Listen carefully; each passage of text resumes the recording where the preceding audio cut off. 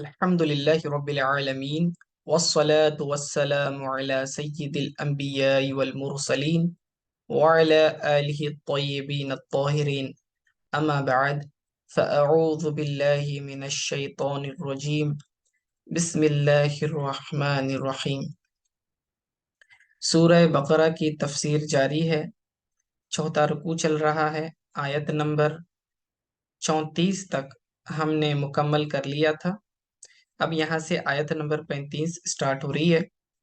خلاصہ یہ ہے پچھلے درس کا کہ اللہ تعالیٰ نے جب حضرت آدم علیہ السلام کو پیدا فرمایا، انہیں اسماء کا علم دیا، اور پھر اس کے بعد وہ چیزیں فرشتوں پر پیش کیں۔ فرشتوں سے کہا کہ اگر تم اپنے دعوے میں سچے ہو تو ان کے نام بتا دو، لیکن انہوں نے اپنے عجز کا اعتراف کر لیا کہ اللہ ہمیں تو بس اتنا ہی آتا ہے جتنا تو نے علم دیا۔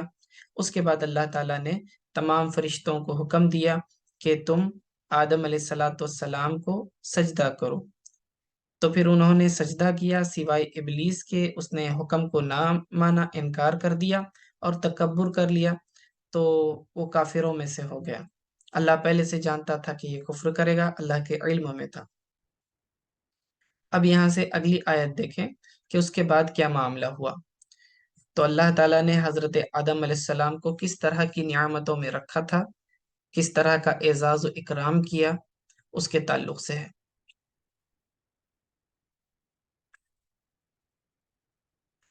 تو آیت یہاں سے شروع ہو رہی ہے، دیکھیں وَقُلْنَا يَا آدَمُ اسْكُنْ أَنْتَ وَزَوْجُكَ الْجَنَّةَ، یہاں سے وَقُلْنَا، اور ہم نے کہا، یا آدم، اے آدم، اسکن، تم سکونت اختیار کرو یعنی ٹھہر جاؤ، انتا یعنی تم، تو، انتا و زوجکل جنہ، تم اور تمہاری بیوی۔ اب دیکھیں اس کے اندر وقلنا، یہ اس جملے کا عطف جو ہے پچھلے والے جملے پر ہے، اور وہ کون سا ہے؟ وَإِذْ قُلْنَا لِلْمَلَائِكَةِ، ٹھیک ہے، وقلنا سے مراد وَإِذْ قُلْنَا ہے، کیونکہ قلنا کا ترجمہ ہم کیا کریں گے؟ اور ہم نے کہا، اور ہم نے کہا، لیکن یہ ابھی کی بات ہے کیا؟ نہیں، یہ اسی وقت کی بات ہے، ایک ہی موقع کی، تو دونوں میں ربط ہے۔ واو یہ حرف عطف ہے۔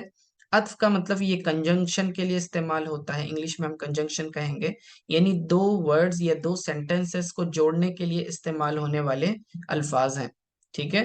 تو یہ واو عاطفہ کہیں گے اسے۔ تو یہ واو پچھلے سینٹنس کے اوپر اس کا عطف ہو رہا ہے، سیکنڈ والے سینٹنس کا فرسٹ والے سینٹنس میں، یہ دونوں میں کنیکشن ہے۔ تو وَقُلْنَا سے مراد وَإِذْ قُلْنَا ہے، ٹھیک ہے؟ اور جب یعنی اس وقت، جب حضرت آدم علیہ السلام کو پیدا کیا، سجدہ وغیرہ ہو گیا، تو اس کے بعد اللہ تعالیٰ نے فرمایا اس وقت وَإِذْ قُلْنَا، اور جب اللہ رب العزت نے فرمایا اور ہم نے کہا، یا آدم، اے آدم، یہ حرف ندا ہے، حضرت آدم علیہ السلام کو ندا کی گئی، پکارا، اسکن یعنی سکونت اختیار کرو، انتا۔ اب دیکھیں اسکن کا مطلب تم سکون اختیار کرو، سکونت اختیار کرو، یہ اسکن سکونت سے ہے، یعنی کہ ٹھکانہ بنا لینا کسی جگہ کو۔ تو حضرت آدم علیہ السلام کو جنت میں داخل ہونے کا حکم دیا گیا کہ جنت تمہارا ٹھکانہ ہے، جنت تمہارا مقام ہے، تو تم یہاں پر اپنی رہائش جو ہے شروع کر دو۔ تو یہ اسکن کا صیغہ جو ہے فعل ہے، اور یہ امر کا صیغہ ہے، یعنی حکم دینے کے لیے استعمال ہوتا ہے۔ اسکن، تم سکونت اختیار کرو، یعنی تم جو ہے جنت میں داخل ہو جاؤ۔ اب یہاں پر انتا ضمیر جو ہے، یہ ضمیر جو، یہ کون سی ضمیر ہے؟ ضمیر مستتر نہیں ہے، ضمیر بارز ہے۔ کیا مطلب؟ جو اوپنلی آپ کو نظر آتی ہے، ضمیر بارز کہلاتی ہے۔ اور یہ ڈیٹیچڈ پرناؤن ہے، یعنی کہ سیپریٹڈ پرناؤن ہے۔ آپ دیکھیں یہ جڑ کر نہیں آ رہا ہے پچھلے والے لفظ سے یا پھر اگلے والے کلمے سے، یہ جڑا ہوا نہیں ہے، سیپریٹڈ پرناؤن ہے، جیسے کہ ہم نے پڑھا۔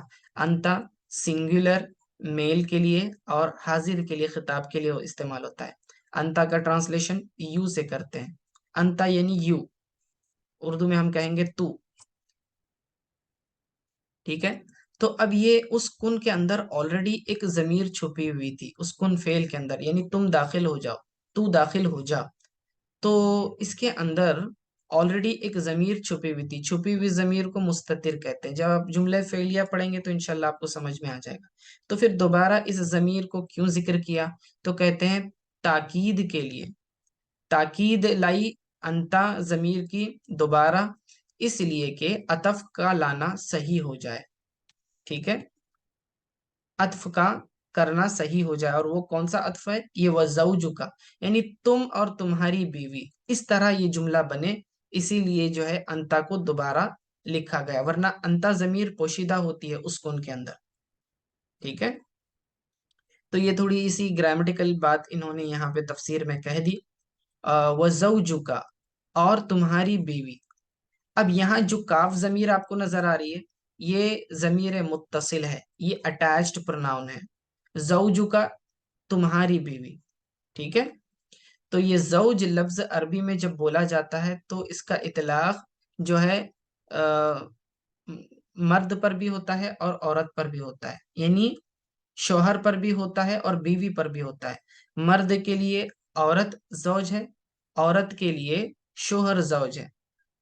تو اس طرح دونوں طریقے سے اس کو استعمال کیا جاتا ہے، زوجن.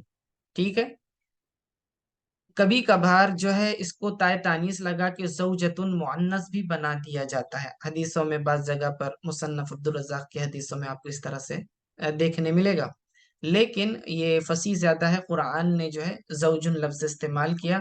زوج کا اصل معنی ہوتا ہے جوڑا. ٹھیک ہے، تو شوہر کے لیے بیوی جوڑا ہے اور بیوی کے لیے شوہر جوڑا ہے. یہ زوج لفظ پچھلی آیتوں میں بھی گزر چکا، جہاں پہ اللہ تعالیٰ نے مختلف قسم کے پھلوں کا ذکر کیا تھا.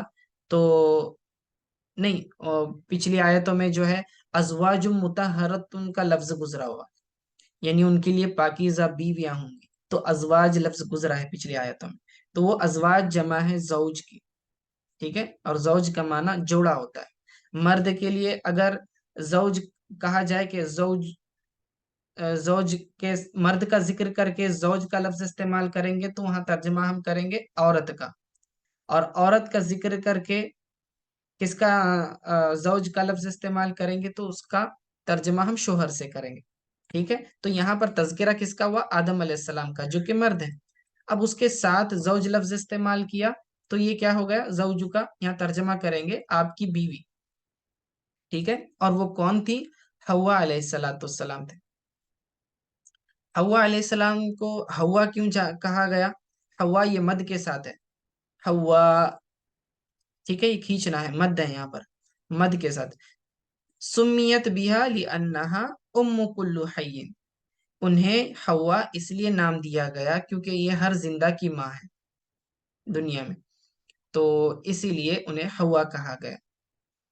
بالمد وکانا خلقها من ضلعه الایسر، اور انہیں اللہ تعالی نے جنت میں پیدا کیا حضرت آدم علیہ السلام کی بائیں پسلی سے. ضلعن کہتے ہیں پسلی کو، ایسر یہ بائیں لیفٹ سائڈ والی. حضرت آدم علیہ السلام کو جب حکم دے دیا گیا کہ آدم علیہ السلام داخل ہو جائیں جنت میں، تو آپ جو ہیں حضرت آدم علیہ السلام لیٹے ہوئے تھے جنت میں. تو اس سوتی ہوئی حالت میں اللہ تعالیٰ نے حضرت آدم علیہ السلام کی بائیں پسلی سے بی بی حوا علیہ السلام کو پیدا کیا. ٹھیک ہے، تو اس میں دو قول ہیں، جنت میں داخل ہونے کے بعد انہیں پیدا کیا یا جنت میں داخل ہونے سے پہلے پیدا کیا. تو دونوں بھی اس میں باتیں ہو سکتی ہیں. اور یہ روایت امام بخاری نے اپنی صحیح بخاری میں ذکر کی ہوئی ہے کہ جب حضرت آدم علیہ السلام حالت نیند میں تھے، لیٹے ہوئے تھے، تو اللہ تعالیٰ نے ان کی بائیں پسلی سے حضرت حوا کو پیدا فرمایا. تو ترجمہ دیکھیں، وَقُلْنَا، اور جب ہم نے کہا، یا آدم اے آدم، اسکن انتا وزوجک الجنت، کہ تم اور تمہاری بیوی جنت میں داخل ہو جاؤ، جنت کو اپنا ٹھکانہ بنا لو. وَقُلَا، اور تم دونوں کھاؤ، منہا، اس میں سے یعنی جنت میں سے، اکلا کے معنی میں، اور رغدن یعنی رغبت کے ساتھ، واسین لا حجر فیہ. رغدن کا ترجمہ کیا مطلب ہوا؟ رغدن کا یعنی اس حال میں کہ نہ تمہیں کسی بھی چیز سے کھانے سے روکا نہیں جائے گا، یعنی کوئی بھی چیز، کوئی بھی نعمت تم سے چھینی نہیں جائے گی۔ حیث شئتما، جہاں سے بھی چاہو تم کھا سکتے ہو۔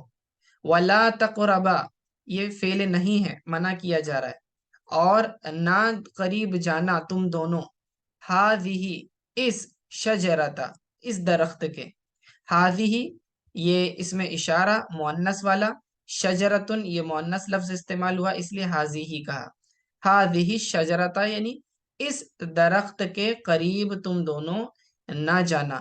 نہ جانا سے کیا مراد تھا؟ کہ اس درخت سے نہ کھانا، ٹھیک ہے؟ ای بالاکل منہا وہی الحنطۃ او الکرم او غیرہما، یعنی اس درخت کے قریب نہ جانا سے مراد یہ ہے کہ اس درخت کے پھل کو نہ کھانا۔ اور وہ کیا تھا؟ تو کہتے ہیں کہ وہ گندم تھی، یعنی کہ گیہوں تھا، یا تو پھر انگور تھے، یا پھر اس جیسا کوئی اور پھل تھا، تو اس میں کئی باتیں ہو سکتی ہیں۔ تو غیرہما سے کیا مراد؟ اللوز یعنی بادام بھی تھا، یا تو پھر کھجور تھا، یا تو پھر انجیر تھا، دوسرے کوئی بھی ہو سکتے ہیں پھل، ٹھیک ہے؟ تو حیث شئتما، جہاں سے چاہو، ولا تقربا، اور قریب تم دونوں نہ جانا۔ یہ تقربا، یہ جو ہے نا الف، یہ بتا رہی ہے کہ یہ تثنیہ ہے، ٹھیک ہے؟ یعنی تم دونوں نہ جانا، ولا تقربا ہذہ شجرتا، اس درخت کے قریب، فتکونا، فتکونا سیرا کے معنی میں ہے، کانا سیرا کا معنی، یعنی کہ کہیں تم دونوں نہ ہو جاؤ، من الظالمین، ظالمین میں سے، اور آسین ترجمہ کیا ہے گناہ گار میں سے، آسی کہتے ہیں گناہ گار کو، ٹھیک ہے، نافرمانوں میں سے۔ اب پورا ترجمہ دوبارہ دیکھ لیں تاکہ ربط پیدا ہو جائے۔ وَقُلْنَا، اور ہم نے کہا، اور جب ہم نے کہا، اے آدم، اسکن انتا وزوجک الجنت، کہ تم اور تمہاری بیوی جنت میں، جنت کو اپنا ٹھکانہ بنا لو، وَكُلَا مِنْهَا رَغَدًا، اور اس میں جنت میں تم رغبت کے ساتھ کھاؤ، حیث شئتما، جہاں سے بھی چاہو، ولا تقربا هذه شجرتا، اور اس درخت کے قریب نہ جانا، فتکونا من الظالمین، کہ کہیں ایسا نہ ہو کہ تم ظالموں میں سے ہو جاؤ۔ یاد رکھو کہ ظلم، یہ ظالمین، ظالم کا لفظ جب استعمال ہوتا ہے یہ کئی معنی میں عربی میں استعمال ہوتا ہے۔ ظلم کا تو ایک معنی تو ظاہر ہے کہ کسی پر ظلم کا اصل معنی یہ ہے کہ جس چیز کا جو مقام ہے اس کو اس مقام سے ہٹا کر اس کی غیر مقام پر رکھ دینا، اسے ظلم کہتے ہیں، ٹھیک ہے؟ مثال کے طور پر ایک یتیم ہے، یتیم کا مال یتیم کے پاس رہنا چاہیے، اگر کوئی یتیم کا مال چھین لے تو یہ ظلم ہو گیا، کیونکہ اس کے مال کو جہاں ہونا چاہیے تھے وہاں نہیں رکھا بلکہ کہیں کسی اور مقام پہ رکھ دیا۔ اسی طرح دوسری مثال کیسی ہوگی؟ قرآن پاک ہے اور یہ ادب والے مقام پہ رکھنا چاہیے، پاکیزہ مقام پہ رکھنا چاہیے، کسی نے اس کو ناپاک جگہ پر رکھ دیا، ٹھیک ہے، دھول مٹی کے مقام پر رکھ دیا، تو یہ اس نے ظلم کیا، کیونکہ کسی شے کو اس کے مقام سے، اصلی مقام سے ہٹا کر، ٹھیک ہے، وہاں سے اسے ایسی جگہ رکھ دینا جہاں پہ رکھنے کا حق نہیں تھا، تو اسے ہم ظلم کہیں گے۔ تو ایک ظلم کا وہ معنی ہوتا ہے کہ جس میں ہم کہتے ہیں کہ کسی پر زیادتی کی گئی، جبر کیا گیا، پریشان کیا گیا، تو وہ بھی ظلم زیادتی ہو جاتی ہے، ظلم کا معنی۔ ایک ظلم کا معنی جو ہوتا ہے اپنے حق کو، اپنے حق میں نقصان کرنا، یہ بھی ایک معنی ہوتا ہے، ٹھیک ہے، اپنا خود کا نقصان کر لینا، یہ بھی ظلم ہے۔ مثال کے طور پر آپ کو ایک جاب اپورچونٹی دی گئی، آپ کو کہا گیا کہ آپ جو ہے اس پوسٹ کے لائق ہیں، آپ مینیجر بن جائیں، لیکن آپ نے اس پوزیشن کو جھٹلا دیا، ٹھکرا دیا، اور آپ نے اس کو قبول نہیں کیا، تو پھر آپ کے ساتھی، آپ کے دوست کہیں گے کہ تم نے بڑا ظلم کر دیا، تم تو بڑے ظالم ہو گے، تمہیں اتنی اچھی اپورچونٹی دی گئی اور تم نے اس کو چھوڑ دیا، اپنے ہاتھوں سے جانے دیا۔ تو ظلم اس معنی میں استعمال ہوتا ہے، یعنی اپنے حق میں نقصان کر لینا، ٹھیک ہے؟ تو یہاں پر غور کریں، فتکونا من الظالمین، کہ کہیں ایسا نہ ہو کہ تم ظالموں میں سے ہو جاؤ۔ تو یہاں ظالم کا معنی، اب چونکہ نبی کا ذکر ہو رہا ہے، غور سے دیکھیں، انبیاء معصوم ہوتے ہیں، انبیاء کیا ہوتے ہیں؟ معصوم ہوتے ہیں۔ معصوم کا معنی یہ کہ ان سے کبھی گناہ ہو ہی نہیں سکتا، انبیاء کبھی کوئی گناہ نہیں کرتے۔ یہی یہ متفقہ عقیدہ ہے اسلام کا، اہل سنت کا، کہ نبی کبھی بھی گناہ کرتا نہیں، نہ چھوٹا گناہ کرتا ہے، نہ صغیرہ کرتا ہے، نہ کبیرہ کرتا ہے۔ نبی ہمیشہ گناہوں سے پاکیزہ ہوتا ہے، اللہ تعالیٰ نے اس کو پروٹیکشن دیا ہوتا ہے، کیونکہ نبی قابل اتباع ہوتا ہے، قوم نے اس کی اتباع کرنی ہے۔ اگر نبی خود ہی گناہ کرنے لگ جائے تو قوم بھی گناہ کرے گی، اس کا دیکھا دیکھی، کیونکہ نبی کا عمل امت کے لیے دلیل بنتا ہے، ٹھیک ہے نا؟ تو اسی لیے نبی کبھی بھی گناہ کا کام کر ہی نہیں سکتا۔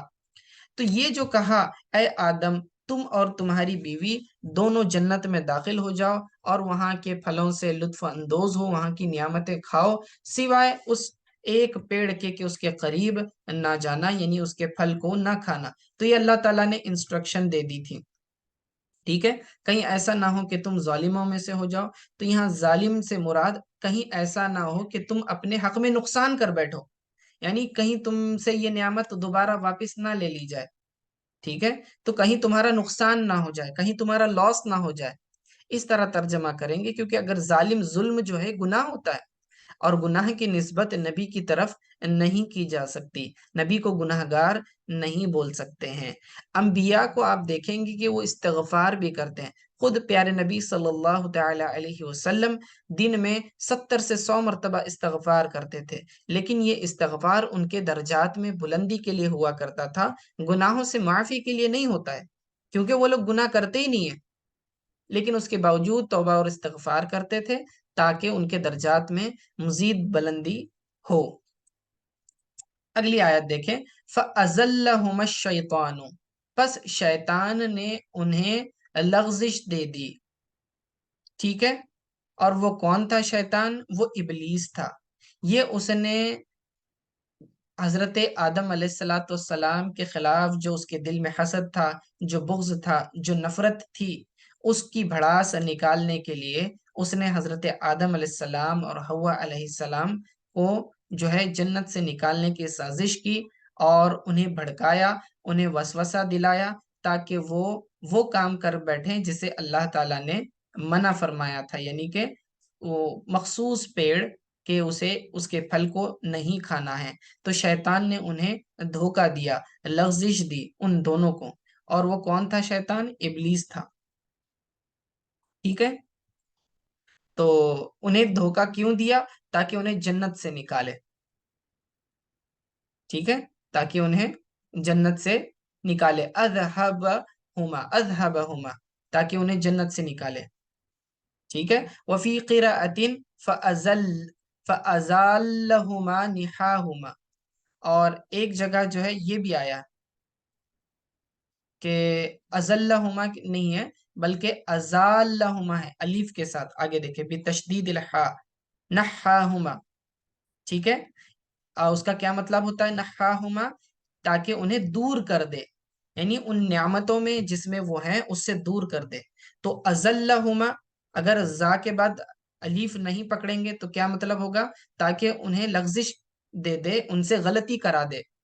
اور اگر نحاہما، اگر الف بڑھا دیں گے، زا کے بعد ازالہما ہوگا، تو ترجمہ کیا کریں گے؟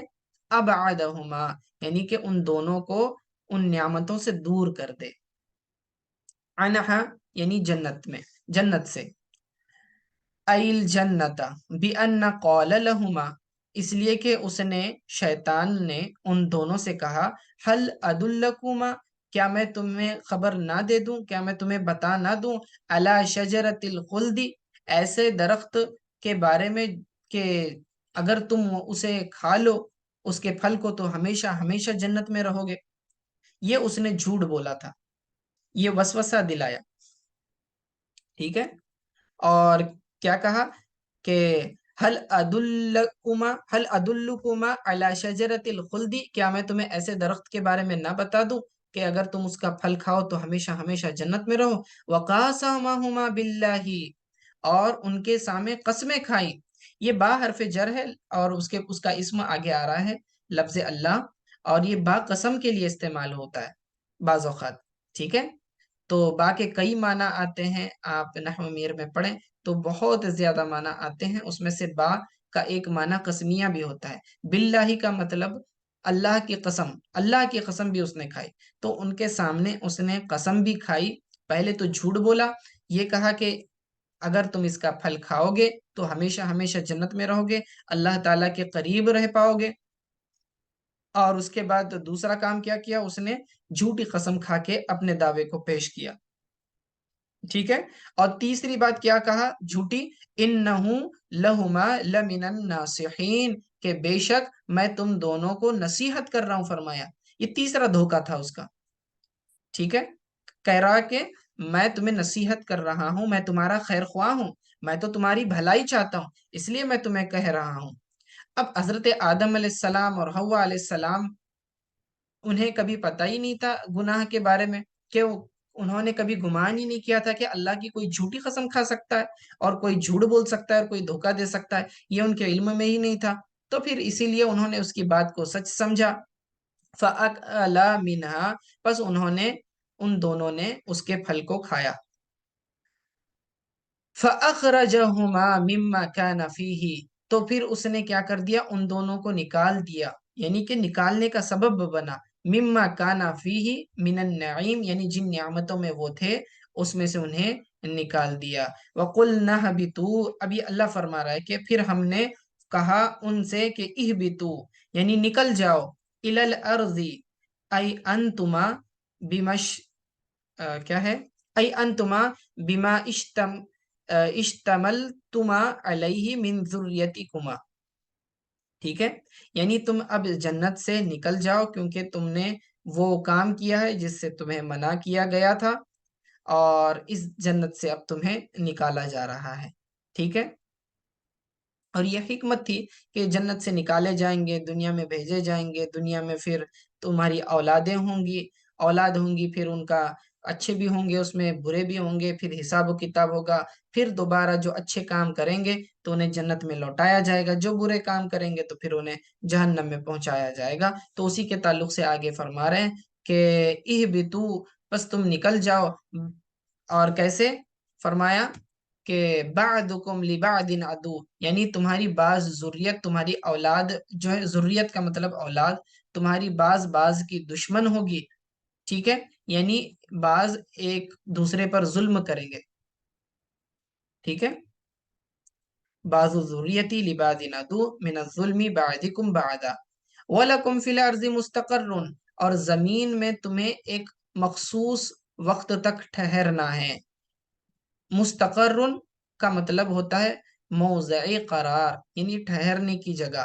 تو زمین تمہارے لیے ایک مدت کے لیے ٹھہرنے کی جگہ بنا دی گئی ہے، یعنی قیامت تک تمہیں جو ہے یہاں اس ایک مدت تک ٹھہرنا ہے. وَمَتَاعٌ إِلَىٰ حِينٍ، اور ایک مخصوص مدت تک کے لیے تمہیں اس سے نفع حاصل کرنا ہے. وَمَتَاعٌ، اور تمہارے لیے متاع ہے، یعنی کہ فائدہ اٹھانا ہے. الی حین، ایک مخصوص وقت تک. تو وہ مخصوص وقت کیا ہے کہ تم ایک دنیا میں جب بھیجے جاؤ گے تو دنیا کی جو نعمتیں ہیں دوسری، اس کا تم لطف اندوز ہو سکتے ہو، اس سے فائدہ حاصل کر سکتے ہو تمہاری موت تک. الی حین وقت انقضاء اجالکم، تمہاری موت کا جو وقت ہے، تمہاری جو اجل ہے، اس وقت تک تم فائدہ اٹھاؤ گے، یعنی تمہیں موت آنے والی ہے، یہ خبر دی گئی. یا پھر اس کا مطلب یہ ہے کہ قیامت تک کے لیے تمہیں زمین میں ٹھہرنا ہے، اور قیامت تک کے لیے تم دنیا میں جو بھی نعمتیں ہیں، انسان اس سے لطف اندوز ہوتے رہیں گے، اور پھر اس کے بعد قیامت قائم ہو جائے گی، اور اس کے بعد پھر حساب و کتاب ہوگا. ٹھیک ہے، تو یہ بات فرمائی. دوبارہ آیت دیکھ لیں. فَأَخْرَجَهُمَا مِمَّا كَانَ فِيهِ، تو پھر ان دونوں کو وہاں سے نکال دیا جن نعمتوں میں وہ تھے. وَقُلْنَا اهْبِطُوا، تو ہم نے پھر فرمایا، اور ہم نے فرمایا ان سے، حضرت آدم علیہ السلام سے اور حوا علیہ السلام سے اور شیطان ابلیس سے بھی، تینوں کو نکال دیا. ٹھیک ہے، جمع کا صیغہ ہے، دیکھیں. कुलना हबितु, तस्निया का नहीं है, तो हजरत आदम अलैहिस्सलाम, हजरत हव्वा अलैहिस्सलाम और इबलीस तीनों को निकाल दिया। फरमाया इहबितु बअदुकुम लिबादिन अदु, इस हाल में कि तुम्हारी बाज औलाद बाज की दुश्मन होगी। अदुव्वुन कहते हैं दुश्मन को, ठीक है।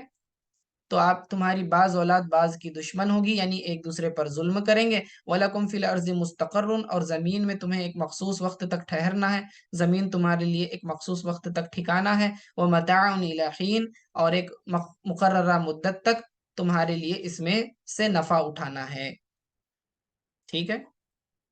तो आयत नंबर 36 तक इख्तिताम हो गया।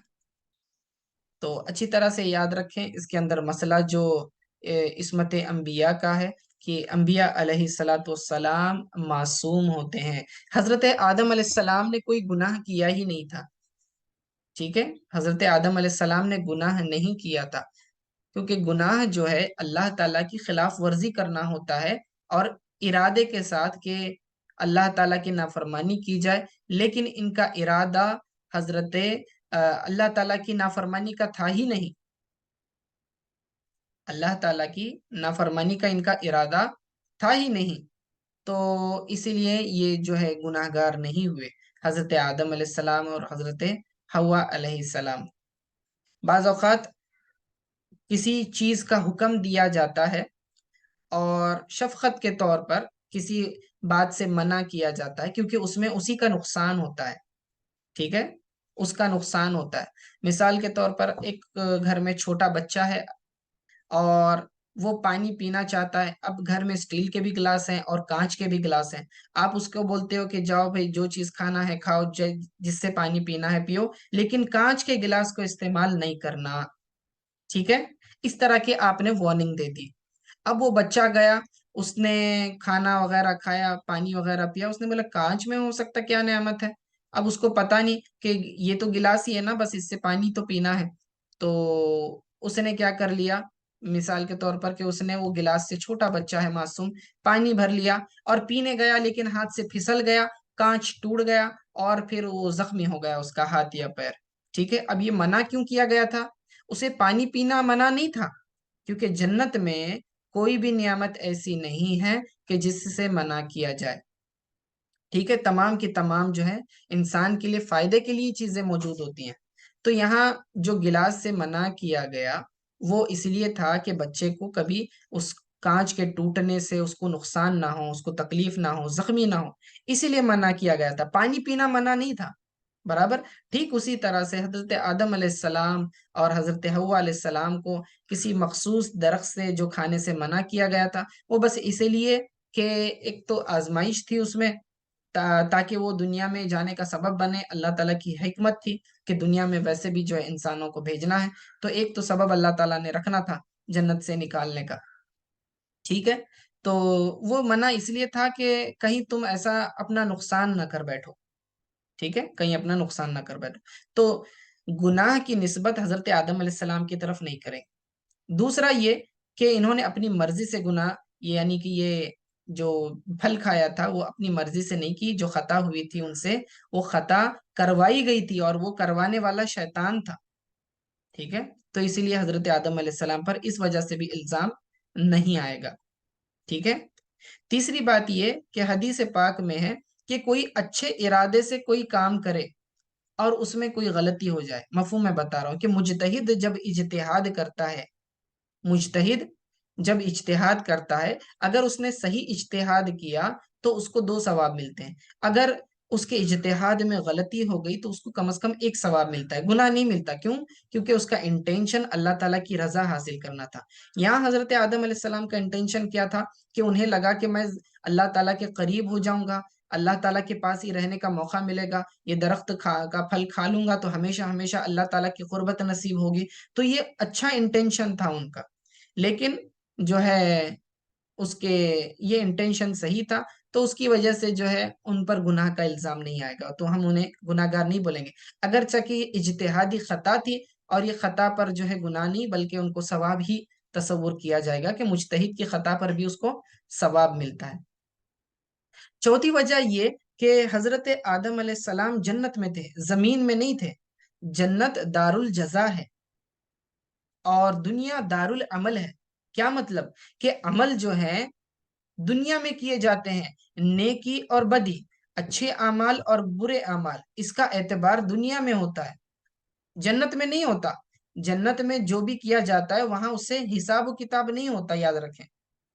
جنت میں بندے کتنا کھائیں گے، کیا کریں گے، اس کا کوئی حساب کیا۔ جنت میں جو ہے گناہ کرنے کا اور نیکیاں کرنے کا کوئی کنسپٹ نہیں ہے۔ جنت میں کسی کو نماز پڑھنے کا حکم نہیں ہوگا، ٹھیک ہے نا؟ نہ اور دنیا میں یہ جو ہے دنیا مقام ہے، دارالعمل ہے، یہاں پر جو بھی آدمی کرے گا اچھائی یا برائی، اس پر جزا و سزا ہوگی، اس پر نیکی اور ثواب ہوگا۔ چونکہ یہ عمل درخت کے پھل کے کھانے کا یہ جنت میں ہوا تھا، دنیا میں نہیں ہوا، اس لیے ان کو گناہ بھی نہیں ہوا۔ حضرت آدم علیہ السلام گناہ گار بھی تصور نہیں کیے گئے، ٹھیک ہے؟ تو کئی اور دلائل ہیں کہ جس سے ثابت ہوتا ہے کہ حضرت آدم علیہ السلام کی جو خطا تھی اسے گناہ نہیں کہا جائے گا، کیونکہ انبیاء گناہوں سے معصوم ہوتے ہیں، وہ گناہ کرتے ہی نہیں ہیں، ٹھیک ہے؟ تو یہ چند باتیں ہو گئی مختصراً عصمت انبیاء کے تعلق سے۔ اللہ تعالیٰ سے دعا ہے کہ کہنے سننے میں جو بھی غلطی ہوئی ہو اللہ تعالیٰ اسے معاف فرمائے اور اسے اپنی بارگاہ میں قبول فرمائے، اور اللہ تعالیٰ پر اور انبیاء علیہ الصلوۃ والسلام پر اور دوسرے ایمان والی باتوں پر ہمارے ایمان کو مضبوط فرمائے۔ وصلی اللہ تعالی علی خیر خلقہ محمد وآلہ وصحبہ اجمعین برحمتک یا ارحم الراحمین۔